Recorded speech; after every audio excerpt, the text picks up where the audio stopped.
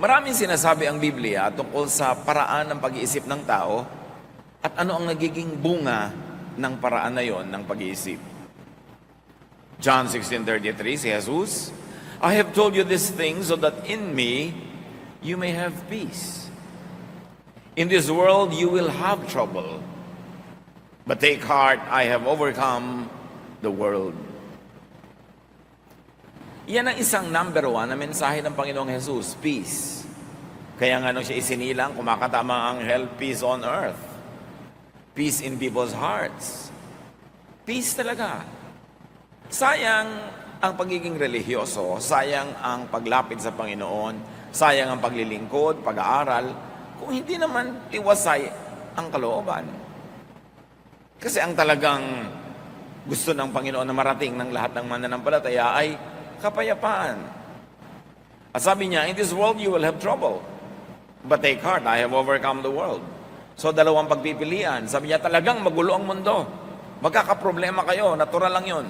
Huwag kayong magtaka. Pero isipin niyo, nagapi ko na ang daigdig. Nagahari na ako. In other words, ano dapat pag-isipan ng tao? Not trouble, but Jesus. Ang dapat na nananaig sa kanyang damdamin, hindi yung pag-aalala, kundi yung pagtitiwala sa Panginoon. Philippians 4:8, finally, my friends, keep your minds on whatever is true, pure, right, holy, friendly, and proper. Don't ever stop about thinking about what is truly worthwhile and worthy of praise. Sabi niya, imbes ang isipin ninyo yung mga kasinungalingan, mga nakakagulo, mga maruruing bagay, mga nakakaligalig, masasama, mali. Huwag kayong tumigil ng pag-iisip, pagtotoo ng isip tungkol sa mga kanais-nais, magagandang bagay na nakakapuri sa Panginoon. In other words, we are given choices of what to think of. Pwede ka mag-isip ng trouble, pwede ka mag-isip ng peace, pwede ka mag-isip ng Satan, pero pwede ka mag-isip ng God, pwede ka mag-isip ng kaguluhan, pangliligalig ng iba, pero pwede ka mag-isip ng mga pangako ni Jesus ng kapayapaan. Ang isip, mapaglaro. At maraming tao pinaglalaroan ng sarili nilang isip. Hindi sila ang amo ng isip nila, kundi yung isip nila ang nagiging amo nila. At mapaglaro ang isip. Proverbs 23:33, you will see weird things, and your mind will play tricks on you. Kaya yung mga taong matatakotin sa multo, may dumadaan lang na hangin, nakakakita yan ng multo. Yung mga taong matatakotin sa end times, mayroon lang nangyari dito, may nangyari doon na konting ganito, end times na sa kanya yun. Yung mga tao na laging maraming galit, hindi mo naman ginagalit, nagagalit din agad. Kasi may mga tanim na agad na galit, madali nang tumubo. Paglalaruan ka ng isip mo, at ililigaw ka ng isip mo. There are mental tricks and mental illusions. So watch your mind. Yung mga selosa, lagi nakakakita ng pagsiselosan. Yung mga takot na takot mawala ng pera, laging nakakakita ng paghihirap at pagdarahop. Yung takot na takot sa sakit, laging nakakakita at nakakaramdam ng kung ano-ano. Mga laro ng isip. Matthew 6:34, don't worry about tomorrow. It will take care of itself. You have enough to worry about today. Si Jesus na may sabi nun, pagkatapos maraming Kristiyano, walang iniisip kundi end times sa bukas, end times sa next month, end times sa back. Sabi, don't worry about it. Not even the Son knows about it, only the Father. It means it's not for you to know. Kasi kung para malaman mo yan, di dapat binunyag. Tapos laging yun ang iniisip. Mga bagay na hindi naman mababago, iniisip pa rin. Ang nagbabago lang damdamin, nalulungkot, natatakot. So you don't worry about tomorrow. Bakit? Kawaworry mo ba? Mapapalitan mo ba yan? Maiiba mo? Hindi rin. So sayang lang ang pagod mo. And worry is thought. On the reverse, thought is worry. Pag palaisip, mapag-alala. Pag laging nakakaalala, madalas lang malungkot. Kaya nga sabi ng isang tula, better by far you should forget and smile than that you should remember and be sad. Mabuti pa nakakalimot. Merong mga nagmamahalan, magkalayo, magtatampo yung isa, huy, nakakalimutan mo na yata ako. Kung talagang mahal mo siya, hindi ba iibigin mo pa nga malimutan ka na ng konti para hindi siya laging malungkot? Kesa lagi mong nakaalala ka, lagi ka namimiss. Tuwan-tuwa ka, yung ego mo, tuwan-tuwa, dahil lungkot na lungkot siya at wala ka. Ganun ba ang pagmamahal? So sabi niya, mabuti pa na malimut-limutan mo ko, na makangiti ka naman, sumaya-saya ka, kesa lagi mo ako naaalala, tapos nalulungkot ka naman. So dahil mahal kita, please, kalimutan mo na muna ako dahil magkalayo naman tayo. Don't be obsessed with me. Yun ang pag-ibig na nakakapagpalaya, hindi pag-ibig na nanggagapos, nang tatali, nang kukulong. Psalm 32, 1-5. Our God, you bless everyone whose sins you forgive and wipe away.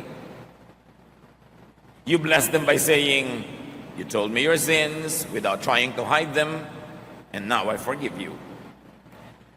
Before I confessed my sins, my bones felt limp, and I groaned all day long.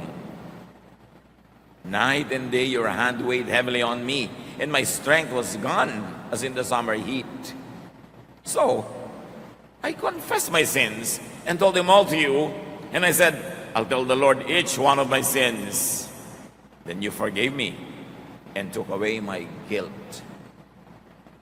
Nandito na yung buong theology ng sin and forgiveness. Ang Diyos ang nag-aalok. Patatawarin ko kayo sa inyong mga kasalanan. Pupunasan ko, papawiin, aalisin ang bahid ng karumihan. Pagpapalain ko kayo. Ipinagtatapat nyo sa akin ang inyong mga kasalanan, hindi nyo itinatago, hindi nyo ipinagkakaila. Patatawarin ko kayo. Ganun kasimple ang deal ng Diyos sa atin. Until religious intercessors and priests stood between men and God and made the business of forgiveness complicated and expensive. Pero kung sa Diyos lang, may magtapat kayo sa akin, huwag kayong magkaila. Patatawarin ko kayo, di matatanggal yung guilt nyo. Ang hirap yatang mag-guilty. Pero ang mga religyoso, lagi nagpapag-guilty. Because they can control people who are guilty. Pero ang Diyos, sabi niya, huwag niyong buhatin yung guilt nyo. Gusto ko maluwag ang loob nyo. At sabi ngayon itong awit, bago ko ipinagtapat, bago ko inamin at hiningi ng tawad ng mga kasalanan ko, kasakit ng mga buto ko. Para ako may bone cancer. Umaatungal ako araw-gabi sa sakit. Araw-gabi, napakabigat ng pasanin ko. At ang aking lakas ay parang sinisip-sip ng init ng tagaraw. Kaya naman, ipinagtapat ko sa Diyos sa aking mga kasalanan. Wala akong iniwan. Hiningi ko ng tawad. At pinatawad niya ako. Inalis niya ang aking heavy guilt feelings. Ang ministry ng Diyos mang-alis ng guilt. Ang ministry ng mga relihiyosong nagpapahirap ng buhay ng kapwa, magpagilty. Kumusta? Ang damdamin nyo ngayong oras na to, kayo ba'y punong-puno ng guilt o malaya, magaan? Hindi dahil holy kayo, hindi dahil tayo ay perfect, kundi dahil nagtatapat tayo sa Diyos at pinapatawad naman niya tayo, nagtatapat tayo. Mahirap na dala ng isip yung guilt. But guilt, forgiveness, peace are all thoughts. Nasa isip yan. Confess unto peace. Diretso sa Diyos. Hindi mo kailangan padaanin pa kung kani-kaninong tao yung confession mo. May bayad pa. Diretso sa Diyos. Yan ang gusto niya. Yan ang pinapalaya niya tayo. Hindi niya tayo hinahanapan ng perfection. Ang ginawa niya para mawala yung guilt natin, hindi siya nagre-require ng 100% holiness. Ipagtapat mo lang, ihingi mo ng tawad, and you are wiped clean. Not because you are clean, but because you are made clean by God, by God's kindness, and especially by God's kindness through the work of Jesus. Romans 8, 1-2. If you belong to Christ, you won't be punished. Tapos yung iba, takot na takot pa. Ay, Kristiyano na ako pero nagkasala ako. Meron na naman akong parusahan, tanggal na naman ang salvation ko. Sinabi na nga, if you belong to Christ, you won't be punished. Bakit ang kulit? Gustong-gusto yung may punishment. At gustong-gusto ng mga ibalang teacher, laging may punishment. Kasi ito yung may punishment, nagigilty ang mga tao. Ito yung nagigilty, mas madali silang pasunurin. If you belong to Jesus Christ, you won't be punished. Mahirap bang maintindihan yan? The Holy Spirit will give you life that comes from Christ Jesus, not from your own deeds, not from your own performance, but from Christ Jesus, and will set you free from sin and death. When you are freed from sin, it doesn't mean you are freed from committing sin, because kahit na kay Christ ka na, once in a while you fall and commit sin. So what does it mean you will be freed from sin? You will be freed from the punishment of sin, because Jesus took the punishment. And you will be freed from the guilt of sin, because when you know that when you confess of the Lord, He forgives, therefore you are free from the guilt and the punishment of sin. But no Christian is really free from the actual act of doing sin, because God knows that we are not perfect. God remembers that we are dust. Kaya naglagay siya ng daan para makabalik ang lahat ng nagdadapa. Confession. If we confess our sins, He is faithful and just and will forgive us. And will give us a renewed heart. Hindi yun mahirap maintindihan. Kawawa ang mga nasa Panginoon na lagi pang guilty, lagi pang natatakot, lagi pang nag-iisip na siya ay mapaparusahan, mawawala sa presensya ng Diyos, etc. Be free in Jesus, and freedom is thought. Again, nasa isip yan. Meanwhile, the thought of torture is punishment. Pag naiisip mong mapaparusahan ka, naiisip mong magugunaw ang mundo, maiisip mong dadali ka sa impyerno na naman, nasa Panginoon ka na, matutorture ka lang. Nawawala yung joy of your salvation, bagamat hindi nawawala yung salvation. Romans 6:14, don't let sin keep ruling your lives. You are ruled by God's kindness and not by the law. Hindi ang ibig sabihin ng don't let sin keep ruling your lives, dapat hindi ka na nagkakasala. Ang ibig sabihin nun, yes, nagkakasala ka pa rin, hindi ka talaga perfect, ang kapatid mo, ang mga kasama mo, magkakasala pa rin. Pero huwag yung takot sa parusa ang maghari sa buhay nyo.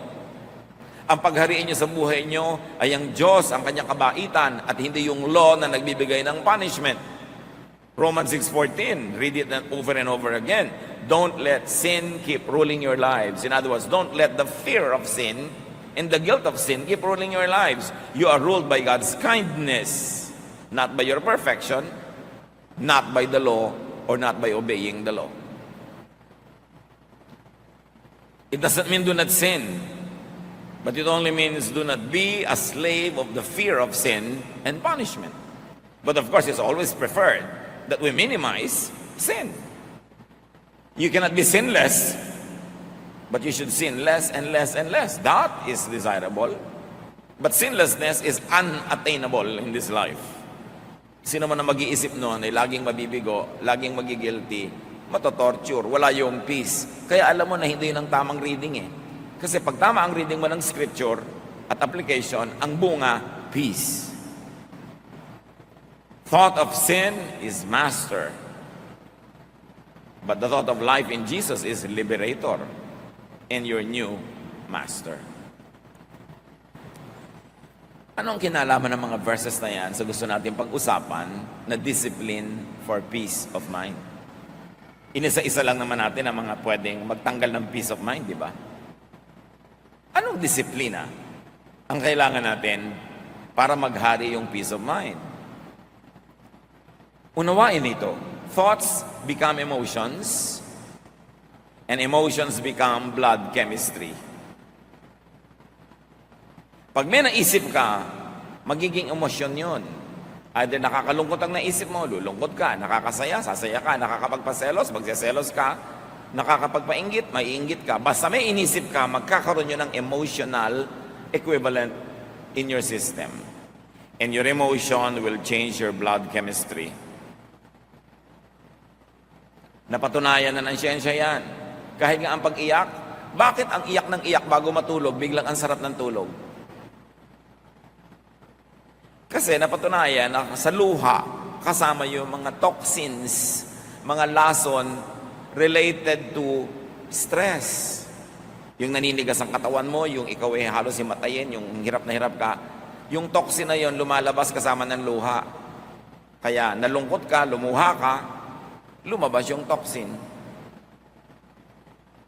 Kaya yung mga hindi umiiyak, yung ayaw umiyak, nagtitigas-tigasan, yun na biglang naninigas eh. Kasi hindi na ilalabas yung emosyon. So, kung anong iniisip mo, magiging blood chemistry. Science has proven over and over that toxic thoughts show up as disease. Yung mga inggitera, selosa, mga mainisin, masamain ng loob, magagalitin, mga laging may negative emotion, marami ang sakit. Kasi ang negative emotion changes blood chemistry, changes heartbeat, changes yung mga blood vessels, sumisikip, humataas ang blood pressure mo, kaya ka nagkakasakit. Di ba sabi nga nila, pag umiibig pa daw, nagkakaroon tagyawat, yan ang dapat patunayan. Pero again, emotion turning into disease. Kasi kung umiibig siguro, laging puyat, ayan, napapabayaan ang kasarili. Lagi nakakalumbaba, yun naman kamay marumi, nagkakapimpol. Pwedeng ganun. But the general idea is this: your emotion affects your health. Negative thoughts trapped in the mind cause problems like high blood pressure, digestive troubles. Subukan ninyo na kayo magpapa-interview o kakanta o tutula o haharap sa public o gagawa ng something nakakanerbiyos, naninigas ang tiyan nyo, di ba? Para kayong sinuntok. O kaya, nagkakayo ka LBM, o kailangan punta ka na punta sa toilet. Ninenervyos ka, anong kinalaman sa digestive system mo? Meron.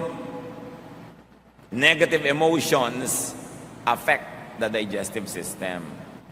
Di ba kaya nga kung nalulungkot ka, hindi ka makalulo ng pagkain, hindi ka makakain, hindi ka matunawan, anong kinalaman ng tiyan mo doon sa boyfriend mo na nakita mong may ibang kaakbay sa mall? Bakit hindi ka makalulon? Anong kinalaman ng lalamunan mo doon? Meron. Kasi yung emotion mo nakaka-apekto sa iyong katawan.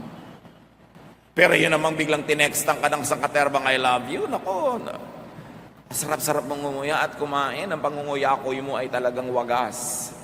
Dahil sa text. Ano ba yung text? Letra. Nakita ng mata mo yung letra, na-decode ng brain mong ibig sabihin. Inassign na niya ng emotional value, sumaya ka. Sumarap. Ang napakatabang mong kinakain. Dahil sa iyong emosyon. Pero ano man ang sarap ng kinakain, naalala mo na yung boyfriend mo, iba kami ka-date na iba, naku, nawawala lang halaga lahat yan. Jeremiah 17:9, the heart is deceitful above all things and beyond cure. And read mind for heart.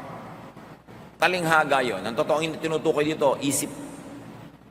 Huwag padala sa isip. Kontrolin ang isip.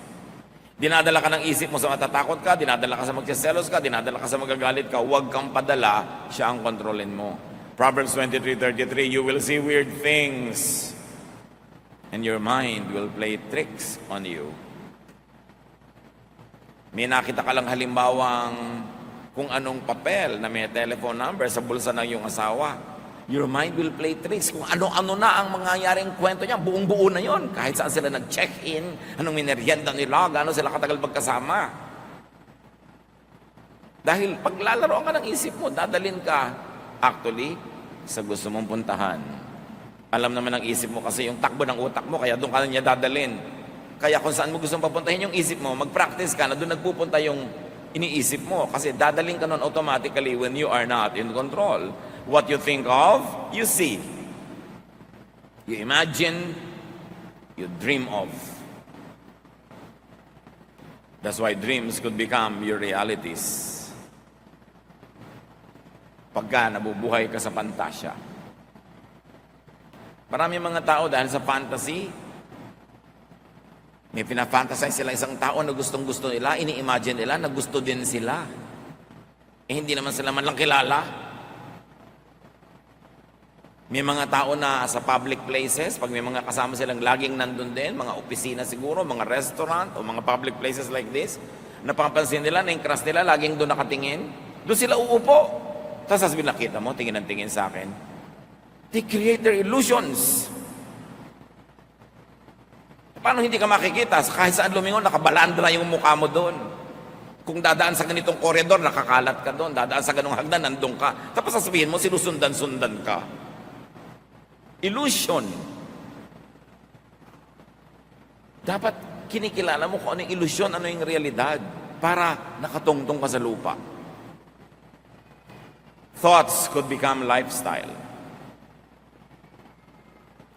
Pag nag-iisip ka lagi na magugunaw na ang mundo bukas, hindi ka na magtatrabaho. Papamigay mo na yung mga property mo. Tapos hindi naman nagunaw, wala ka ngayong property, sorry ka na lang. Paano bang magunaw na may property ka pa rin? Bakit naman masama ba yun? Magugunaw na ang mundo, magbibitiw na ako sa trabaho, hindi ko na papapasukin sa school ang mga anak ko. Bakit masama bang maabutan ng pagkagunaw ng mundo yung anak mo na nasa school?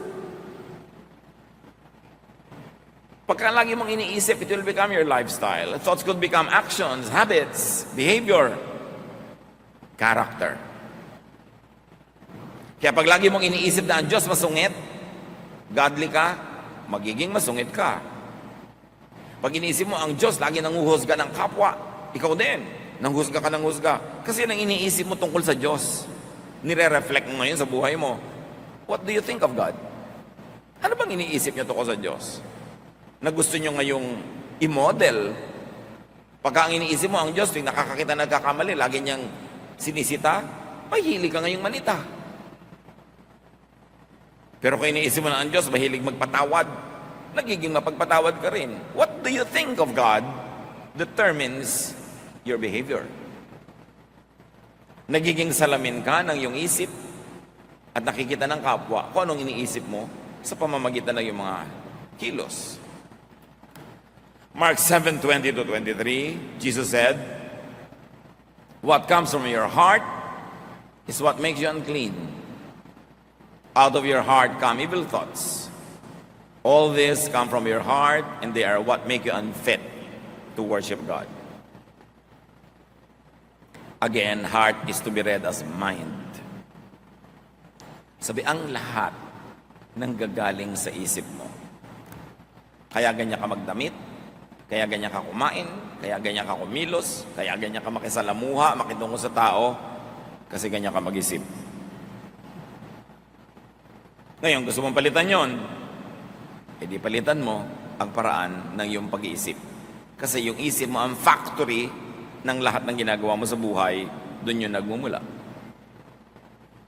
And if you don't watch it, thoughts can vex, trouble, and stress you. May bagyo. Lula ng isang bangka si Jesus at ang kanyang mga alagad. The same bagyo, the same bangka. Group 1, worried yung mga disciples. Group 2, nag-iisa si Jesus, sleeping. Magkaiba kasi sila ng iniisip tungkol doon sa bagyo eh. So merong relaxed. Kumisan nga, ibig-ibig mong mainggit doon sa mga taong sobrang relaxed. Wala na kayong pambayad sa kuryente, yung asawa mo, relax pa eh. Ikaw worried na. Diba? Wala kayong kakainin bukas, walang pang-enroll ang mga bata, yung asawa mo relaxed. Ikaw, ngarag. 20 years later, pareho pa rin kayong buhay, pero ikaw, pumangit, tumanda. Siya, relaxed pa rin. Kaya gusto mong ibig sabihin, mabuti pa yata itong ganitong sobrang relax eh. Ako, pagod na pagod dito. Yun ang blessing sa mga relax. May mga pagod na pagod to keep them relaxed. Sobra ka kasing responsible. Wala pala kayong kakainin, wala siyang ginagawa, subukan mong wala rin gawin. Pag pareho kayo nagutom, may gagawin na rin yan eh. Lagi mo kasi sinasagot yung problema, sinasalo di nagre-relax siya. Yung kapatid mo, sobrang relax kasi umaasa sa'yo. Nag-asawa, umaasa sa'yo. Nagkaanak, umaasa sa'yo. Pagod na pagod ka. Subukan mong gutumin yung mga yan pag hindi kumilos. Hindi mo naman kasi ginugutom at alam niya yon, kaya ikaw mapagod, relax siya. That's life. Choice mo yan eh. Kumisan para ring sumpa pag sobra kang responsible, ano? Lalo sa mga pamilya, Pag maaga pa lang na-identify nila kung sino yung responsible, lagot ka buong buhay. Magpapabaya sila kasi alam mong di mo matitiis. Subukan mong tiisin. Baguhin mo yung pag-iisip. Hindi reklamo ka ng reklamo. Tamad-tamad ng kapatid ko, tamad-tamad ng ganito. Lagi mo kasi sinasalo. Hayaan mo malaglag. Pag hindi nagbago ng pag-iisip yan. Minsan yung mga sobrang responsible, nagiging konsentidor na eh. We are already tolerating very bad behavior by rewarding the lazy and punishing the masipag. Yun ba ang justice ng Diyos? No. If you're always troubled in spirit, identify why. Daniel 7:15, I, Daniel, was troubled in spirit, and the visions that passed through my mind disturbed me. You see? Yung mga mahilig makakita ng vision, lagi na di-disturb. Well, once in a while, there are people who are really given visions so they could warn others. But most of the time, hindi naman vision yan eh. Subdivision, guni-guni. Marami mga self-appointed prophets, nakakakita ng demonyo kahit sa tasa ng tiya. Tinatakot ang buhay niya, tinatakot ang lahat. Everything is in God's hands. Why try to control what you cannot control? Ano ang nagpapagulo sa ating isip? Salain ang isip, kontrolin ang isip. Thoughts can calm, can soothe, can relax you. You see, in the same mind, thoughts that can stress you can thrive. But also in the same mind, thoughts that can relax you can flourish. So bakit man naman papapasok ng lagi yung nakaka-stress? Bakit hindi yung nakaka-relax? Manonood ka ng sine, horror pa. Ba't di nalang comedy? Ang lungkot-lungkot pa, nagbayad ka pa para ka malungkot. Ang bigat-bigat ng dibdib mo paglabas, gumagapang ka pa palabas ng sine dahil ang lungkot. Why? You have a choice. Psalm 119:52, I remember, Lord, your ancient laws, and I find comfort in them. So you see, ang daming laws, pero ang sinofocus niya, yung nakaka-relax, yung nakaka-comfort. E di ang bunga sa buhay niya, comfort. Psalm 27:4, one thing I ask from the Lord, this only do I seek, that I may dwell in the house of the Lord all the days of my life, to gaze on the beauty of the Lord. Isa lang naman ang hiling ko sa Diyos, sabi niya, na araw-araw nandun ako sa kanyang tahanan para pagmasdan ko, malimi-limi, maisip-isip ko ang kanyang kagandahan. Because beauty relaxes.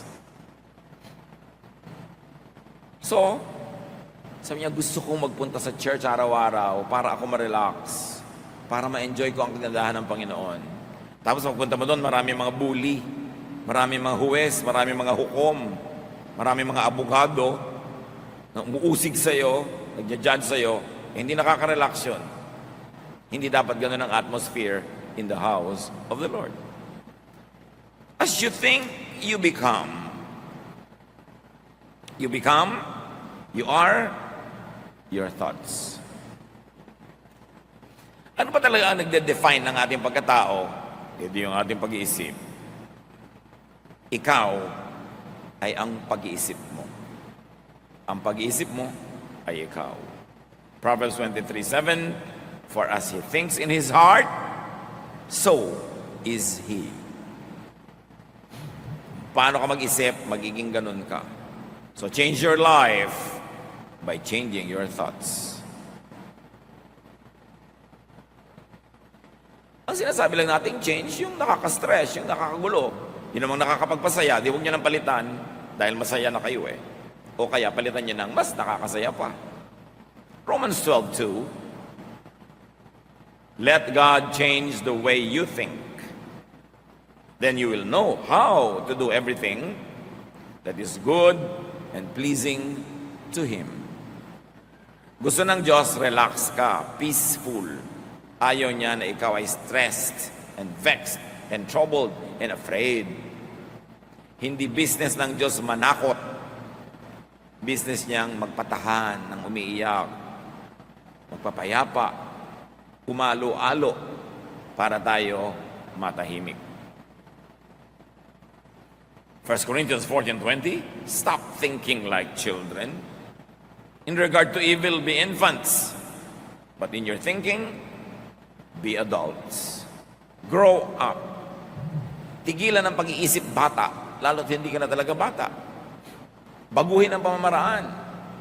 Sabi ni Paul, when I was a child, I thought like a child, I spoke like a child, I reasoned like a child. But now that I'm a man, I gave up childish ways. Ganon din tayo sa ating spiritualidad. Dapat mag-mature. Change what gives you trouble. Change the way you think so that you will be happier. You will be more peaceful. Think your way into mental, emotional, and physical rest. Yung kapahingahan, parang isang pupuntahan. Yung pag-iisip, yun yung ruta na dinadaanan mo. Mag-isip ka sa paraan, ang ending, restful. Ang ending, relaxing. So think your way into rest, into relaxation, into peace, into serenity. 2 Corinthians 10:5, we demolish arguments and every pretension that sets itself up against the knowledge of God, and we take captive every thought to make it obedient to Christ. Ginigiba namin ang lahat ng anumang pangangatwiran at mga pagkukunwari na bumabangga sa tunay na pagkakilala sa Diyos. At ipinabibihag namin ang anumang iniisip namin kay Kristo. Binibihag, ginagapi, kinukulong, ginagapos namin aming utak para ito pasunurin kay Kristo, hindi kay Satan. At hindi lang yun tungkol sa paggawa ng kabanalan at mga karelihiyosohan. Yun ay tungkol sa paghahanap ng tunay na kapayapaan, katahimikan, pahinga na siyang ibig-ibigay ng Diyos sa pamamagitan ni Jesus. So, binabangga, dinudurog namin ng anumang mga pagpapunwari na karunungang makadiyos. Pero kung ang ending nakakagulo, nakakapagpagulo, nakakatakot, hindi yan galing sa Diyos, binabangga, dinudurog namin yan. Yan ay isang pagkukunwari. Kung paano mo malalaman na masarap ang luto, pag tinikman mo na, doon mo malalaman kung tama ang interpretation of God's Word. Pag ang ending sa buhay mo, peace, serenity, love, quietude. Yan ang tamang bunga ng tamang interpretation ng salita ng Diyos. Kung i-interpret mo ang bunga, naligalig ka, naging judgmental ka, natakot ka, hindi yan dapat ang bunga, mali ang basa. Sabi ni Jesus, I came that you might have peace, that you might have life, and have it abundantly. So alam mo, pag tama, Pastor, ano po bang tamang interpretation? Yung ang ending, pumapayapa ka, tumatahimik ka, yun ang tamang interpretation. Siyempre, magigilig-galig ka rin sa mga mali para itama mo. Pero hindi to the point na naligalig ka na pagharian ka na ng takot. Kasi, okay, na-realize mo mali ka, hindi mo maitama-tama pa ngayon, o kulang ang pagtatama mo, di magtatapat ka sa Diyos, o meron ka ng confession, may forgiveness ka na, peace pa rin ang ending. Choose what you think of. Choose what you dwell on. Tulad ng pinipili mo kung saang bahay ka titira, saang barangay, at sa loob ng bahay, saang kwarto ka, sa isang bulwagan, saang silya ka uupo, pinipili mo kung saang kalulugar, lagi niya naman lalong piliin kung anong iisipin. Kasi pag inisip mo, nasa loob ng utak mo. Pag nasa loob ng utak mo, yun ang magpapakilo sa iyong mga daliri, mga paa, sa iyong katawan, yun ang magkokontrol ng iyong buhay. At sabi ng Hebrews 3:1, fix your thoughts on Jesus. On Jesusness, on peace, on love, on forgiveness, on kindness, goodness, on mercy. Ang magiging bunga nun, kapayapaan. Proverbs 4:23, carefully guard your thoughts because they are the source of true life. Bantayan daw ang iniisip. Kasi dyan magmumula ang tunay na buhay. Anong iisipin ngayon? Anong dapat nating isipin? Think only of what you can change. What you can modify or improve. Think only when thinking about it can and will help improve it. In other words, problemahin mo lang yung may solusyon. Pag walang solusyon, hindi problema, hindi dapat problemahin. Kasi ang definition ng problem, may kakambal na solusyon, dapat lang hanapin mo at itapat. Pero wala pong solusyon, edi hindi problem, ba't mo pinoproblema? Tanggapin mo. Manahimik ka, hindi problema yung pinoproblema mo. Do not overthink. Do not worry. Especially about what you cannot change or what you should not even change in the first place. Matthew 6:34, therefore do not worry about tomorrow, for tomorrow will worry about itself. Each day has enough trouble of its own. Problemahin mo lang yung ito, malapit, kaya mong hipuin, yung malayo, huwag. Hindi mo nga alam kung darating yung malayo. Do not think, do not overthink about what cannot be changed. Yung anak ko po ayaw magbago. Hindi wag mong baguhin. Ayaw palang magbago eh. Bakit mo pinaproblema? Ang asawa ko po ayaw magbago. Ginawa ko na lahat. Hindi tumigil ka ng kagagawa. Napapagod ka lang pala. Hindi naman nagbabago. Mahirap pag-isipin yun. Kailangan pa bang i-memorize yan? Binabago mo yung ayaw magbago. Hindi bumabangga ka sa bundok, sa pader. Napapagod ka. Do not think and overthink about what could only be accepted. At least at the moment. May mga bagay na dapat walang tanggapin. Baka bukas, mapalitan na yan, maiba. Beyond you, without your participation. Pero lahat ng ginagawa mo ngayon, hindi mo mabago. Tanggapin mo na lang para tahimik ang buhay mo. Do not overthink about what only makes you worry or afraid. Kung kaiisip ang bunga, nagwo-worry ka, natatakot ka, which translates to become a disease, remember, idilugi ka. James 4:8, come near to God, and He will come near to you. Clean up your lives, purify your hearts. Hindi lang of wrongdoing, but also of wrong thinking. Choose thoughts that give you peace. Pastor, hindi na po talaga masolve kung ang sa end times po ba, pre-trib, mid-trib, or post-trib. Ano po ba talaga ang pipiliin ko?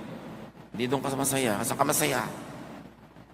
Wala palang mapili. Pare-parehong may defense. Pare-pareho rin na merong pintas. Hindi mo alam ang pipiliin? Hindi doon ka masaya. Gusto mo, post-trib. Di post-trib ka. Ngayon, kung may nagsasabi sa inyo, ano po yung post-trib? Kung hindi nyo alam, huwag nyo nang alamin. Kasi problema lang yun. Hindi naman talaga ganun kahalaga yun. Pinoproblema lang ng iba. Ano po bang dapat kong gawin sa anak ko na baptism? Tubog, wisik, o buhos? Kasi parang pare-pareho ko, may verse naman na support. Pare-pareho, mayroong pro and con. So, kaya saan ka ba masaya? Gusto mo, iturok natin para talagang pumasok yung tubig. Eh, yun na lang po. Kung saan ka masaya? Yung pala, pare-pareho may verses eh. Ba't mo pinoproblema? O gawin mo lahat para ka masaya. Kasi sabihin ko, hindi itubog na natin para nawisikan ka na, nabuhusan ka na, nalubog ka pa. Eh, happy ang lahat. Eh, ayoko pong mabasa. Ay, halika. Uwibisikan na lang kita. Gusto mo? Eh, pa kailangan gawin napakalaking problema yan? Nakakapagtayo ng mga sekta at mga kongregasyon based only on the mode of baptism. Ang galing gumawa ng problema ng mga anak ng Diyos. Maghati-hati at magpagalingan. Kaming tama, kayo mali. Sa akin, isang balding tubig ang binuho sa'yo, isang baso lang. Mas banal ako sa'yo. Ganun. Ang mga musician ng church namin, puro maiksi ang buhok sa inyo, may mahaba. Eh bakit? Yung maiksi ang buhok ng musician nyo, mas banal sa mga musician naming nakapusod. Nakakabanal ba talaga yan? Yung hiksi at haba na yan? Bakit big deal? We become majors of minors. We problematize everything. Hindi tuloy peaceful ang church life. Choose thoughts that give you peace. Philippians 4:8. Keep your minds on whatever is true, pure, right, holy, friendly, and proper. Don't ever stop thinking about what is truly worthwhile and worthy of praise. Piliin ang iisipin, piliin ang poproblemahin. Avoid thoughts that vex, that trouble, that agitate. Iwasan yung nakakapagpagulo, nakakapagpalungkot. Bakit lagi pag-uusapan yan?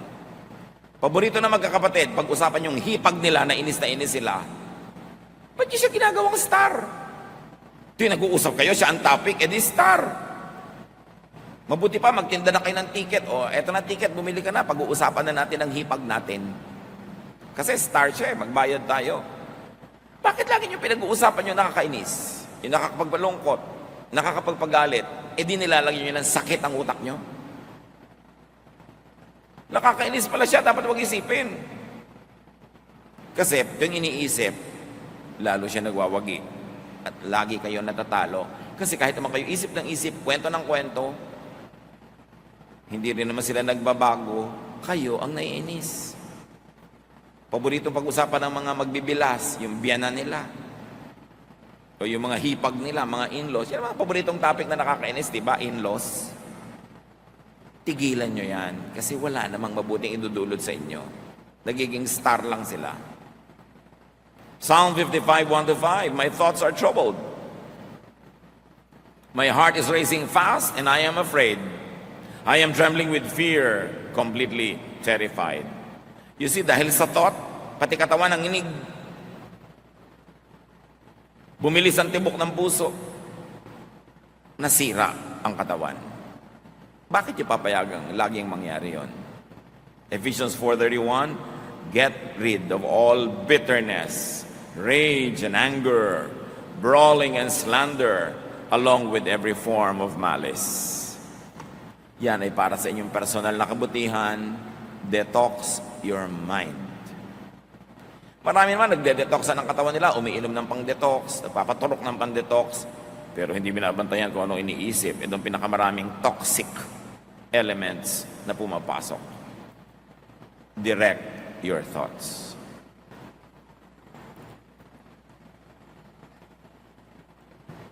Turuan, utusan, akayin ang isip. Colossians 3:2, set your mind on things above, not on earthly things. Set your mind on things that give peace and serenity, not on those that trouble you. Kaya mga kapatid, very clearly, discipline your mind. Pag yung isip ay pumupunta na kung saan-saan, hoy, liko ka dyan, alis dyan, hindi ka dapat dyan pumunta. Discipline your mind. Psalm 139, 23-24, search me, O God, and know my heart. It means know my mind. Test me and know my anxious thoughts. See if there is any offensive way in me, or in the way I think, and lead me in the way everlasting. Suriin niyo po ang isip ko, ang pag-iisip ko, ang pinag-iisipan ko, at akayin niyo ang utak ko sa tamang daan na nagbibigay ng buhay na walang hanggan, buhay na masaya, buhay na payapa. Romans 8:6, if your minds are ruled by our desires, meaning emotions, meaning thoughts, we will die. But if our minds are ruled by the Spirit, we will have life and peace. So paghariin ang Espiritu ng Diyos sa ating kokote, sa ating isip. Proverbs 15:32, those who disregard discipline despise themselves, but one who heeds correction gains understanding. Discipline in thinking is very important. Proverbs 4:23, above all this, guard your heart, or guard your mind, for everything you do flows from it. Bantayan ang isip kasi lahat ng ginagawa nyo doon nagmumula. Nandiyan kayo ngayon kasi diyan nyo pinapunta ang inyong isip. John 14:27, sabi ni Jesus, I am leaving you with a gift. Peace of mind and heart. And the peace I give you is a gift the world cannot give. So don't be troubled and afraid. May iiwan ako sa inyong regalo, kapayapaan ng isip, katahimikan, katiwasayan. At ang katiwasayan na itong ako nagbibigay, hindi yan maibibigay ng mundo. Kabaligtaran nga ang binibigay ng mundo gulo. Sabi, kaya huwag kayong matakot, huwag kayong mangamba. 1 Corinthians 9:27, ang ating opening verse, I keep my body under control and make it my slave. Apply it to your mind. Then say, I keep my mind under control and make it my slave. Discipline your mind unto peace and serenity. Kung magulo ang isip nyo ngayon, ligalig kayo, takot, likhan nyo yan. Walang ibang may likha niyan. At kung payapa kayo ngayon, sinadya nyo man o hindi, nilikhan nyo rin yan dahil sa inyong pag-iisip. Huwag na kayong humingi ng kapayapaan sa Diyos, matagal nang ibinigay. Nasa harapan na natin, nasa kandungan natin, nasa atin na lang kung ating tatamasahin at gagamitin. Sayang ang buhay na puro gulo ng isip, puro takot, puro pangamba, di naman naiiba. Sabi ni Lord, huwag kayong masurprise na may trouble. In this world, you will have trouble. Natural, may trouble. Huwag niyo isipin, ay may trouble, bakit may trouble? Natural, meron. Pero ang ako ang isipin nyo, napagtagumpayan ko na ang lahat ng yan, at ang aking tagumpay ay inyo ring tagumpay, tamasahin nyo ito. Enjoy a life of peace. Trust in God through Jesus. Change the way you think, and have a better life. Dear Lord, we thank you that we can enjoy peace because of Jesus and because of your love. Gisingin nyo kami. Pukawin nyo ang aming isip. At suriin namin ang aming mga sariling paraan ng pag-iisip na nagbubunga ng kaligayahan o kalungkutan, katiwasayan o ligalig o magabag. Kami rin ang may gawa nito. Turuan nyo kaming suriin ang aming sarili at isuko ang aming pag-iisip sa inyo, Panginoon, sa Espiritong Banal, na ang maging bunga, kapayapaan, katahimikan,